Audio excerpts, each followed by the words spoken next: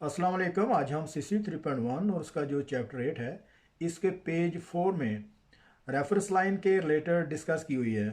Reference line कितने किस्म के होते हैं और किस स्टैंडर्ड में किस किस्म की रेफरेंस लाइन को यूज़ किया जाता है, और रेफरेंस लाइन के ऊपर और नीचे कौन से सिंबल्स को कैसे प्लेस किया जाता है।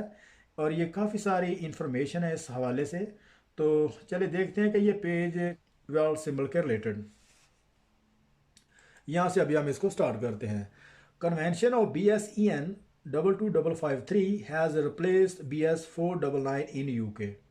तो ये ब्रिटिश स्टैंडर्ड में इसको जो 499 का जो कोड है वो 22553 में इसको प्लेस कर दिया गया है।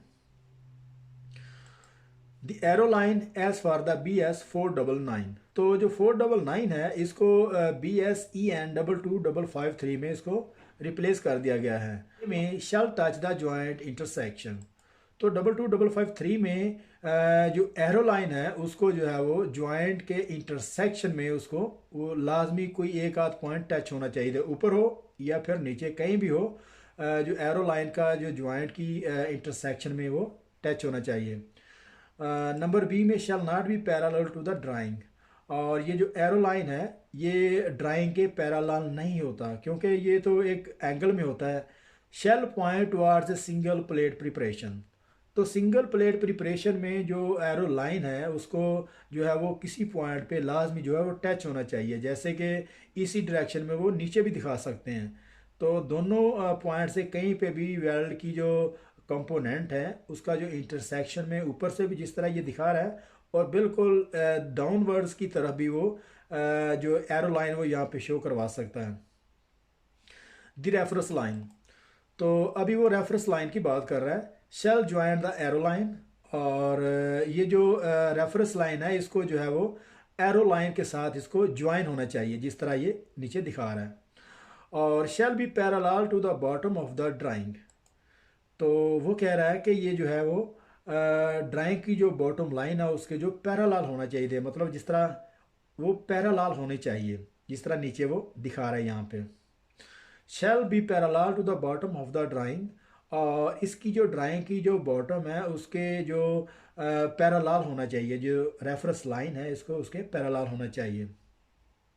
Shall have a broken line placed above और beneath द रेफरेंस लाइन। और यहाँ पे एक नई चीज़ वो सामने आई है कि यहाँ पे जो एक रेफरेंस लाइन है जिसको ब्रोकन लाइन भी कहते हैं और इसको डॉटेड लाइन भी कहते हैं। और ये जो है वो रेफरेंस लाइन के ऊपर भी और नीचे भी हो सकती है, जिस तरह ये ऊपर दिखा रहा है और इसी तरीके से वो नीचे भी दिखा रहा है। वो ये कह रहा है कि रेफरेंस लाइन के ऊपर और नीचे भी हो सकती है। तो इसको हम ब्रोकन लाइन कहते हैं और डॉटेड लाइन। और ये 22553 में जो है वो सिर्फ है, ये अमेरिकन स्टैंडर्ड में ये बिल्कुल नहीं है। The symbol as for the BS 22553 with the following exception। और कुछ चीज़ें ऐसी हैं जो 499 मतलब 22553 में नहीं है, तो यहाँ पे वो नीचे डिस्कस की हुई हैं। The other side of the joint is represented by the broker line which shall be shown above or below the reference line except in the case where the wells are total symmetrical about the central axis of the joint। वो ये कह रहा है कि the other side of joint is represented by the broker line, कि ये जो for example इसको हम ब्रोकर लाइन भी कहते हैं। और अगर यहाँ पे वेल सिंबल फॉर एग्जांपल लगाया हुआ है यहाँ पे, तो इसका मतलब ये हुआ कि जो वेल्ड बनेगा वो अब दूसरी साइड पे बनेगा। तो ये वेल्ड सेम इसी तरीके से यहाँ पे एक जो है वो वेल्ड लगेगा इस तरीके से, जिस तरह ऊपर लगा हुआ है इसी तरीके से वही वेल्ड दूसरी तरफ पे आएगा। और रेफरेंस लाइन के ऊपर होगी, ये जो डॉटेड लाइन है ये रेफरेंस लाइन के ऊपर होगी, तो मतलब फिर भी जो है वो वेल्ड वो नीचे ही की तरफ बनेगा। जहाँ पे ब्रोकर लाइन या फिर डॉटेड लाइन बनेगी, जो वेल्ड की जो सिंबल्स हैं, जो the other side of the joint is represented by the broker line which shall be shown above और बिलो द रेफरेंस लाइन। इस तरह के जिस तरह से उसने रेफरेंस लाइन के ऊपर और नीचे दिखाया हुआ है। Except in the case where the welds are total symmetrical about the central axis of the joint.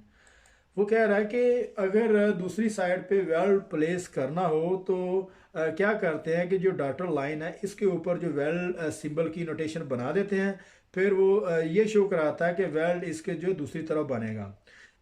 Fillet weld leg length shall always be preceded by the letter Z. Fillet weld में जो leg length है उसको हमेशा से जो है वो letter जी में, लेकिन ये अमेरिकन स्टैंडर्ड में इस्तेमाल करते हैं और ब्रिटिश स्टैंडर्ड में इसको जो है वो बी के नाम से छोटे वर्ड्स बी में लिखते हैं। Nominal fillet weld throat thickness shall always be preceded by the letter A. और उसकी जो थ्रोट थिकनेस होगी उसको हमेशा से ए छोटे ए में वो लिखेंगे। इसको nominal fillet weld throat thickness के नाम से इसको जो है वो नाम से देखते हैं और इसको जो हमेशा ए नोटेशन में लिखते हैं। तो नंबर 3 में effective throat thickness shall always be preceded by the letter S for the deep penetrations and fillet welds and partial penetration butt welds. तो यहाँ पे एक उसने नई चीज़ यहाँ पे शो करवाई हुई है कि जो अफेक्टिव थ्रोट थिकनेस जो है shall always be preceded by the letter S. तो ये अफेक्टिव थ्रोट थिकनेस क्या है, और जो डीप पेनिट्रेशन है जो बट वेल्ड में लगाई जाती है, डीप पेनिट्रेशन फिलेट वेल्ड में और जो पार्शियल पेनिट्रेशन है वो बर्ड। तो अभी हम नीचे जो है ये एक सिंबल्स की जो है काफ़ी सारी इंफॉर्मेशन है ये स्टडी करते हैं। तो इसमें सबसे पहले हम जो है वो एरो लाइन को स्टडी करेंगे जैसे हमने लास्ट पेज में बताया था। उसके बाद रेफरेंस लाइन में काफ़ी सारी यहाँ पे सिंबल्स दिए हुए हैं। तो यहाँ पे जो उसने MR लिखा हुआ है removable banking strip, removable banking strip. तो इसका क्या मतलब है कि जो बैकिंग स्ट्रिप लगाते हैं, अगर कोई भी अगर हमने बट वेल्ड लगाना है, फॉर एग्जांपल प्लेट पे अगर बट वेल्ड लगाया है तो नीचे जो है वो एक रिमूवेबल बैकिंग स्ट्रिप लगा देते हैं। और रिमूवेबल बैकिंग स्ट्रिप किस टाइप की होगी, वो या तो कॉपर मेटल की होगी या फिर उस पर सिरामिक जो है इस्तेमाल किया जाता है। वो किस वजह से कि जब हाई डेंसिटी वेल्डिंग प्रोसेस इस्तेमाल करते हैं तो वो जो मेटल है जैसे सिरामिक है या फिर जो कॉपर है तो वहाँ पे वो मेल्ट नहीं होते।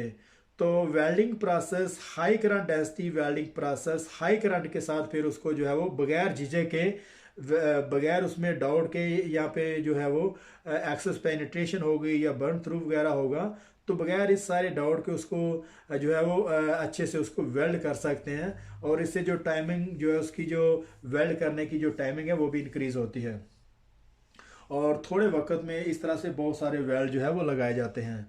और इसके बाद S10 है और S10 में जो है वही जो पार्शियल पेनिट्रेशन थी बट वेल्स की, तो वही जो अभी हमने लास्ट इसमें देखा है कि high current density welding process इस्तेमाल करते हैं जिसकी वजह से इसकी जो पेनिट्रेशन है वो डीप हो जाती है।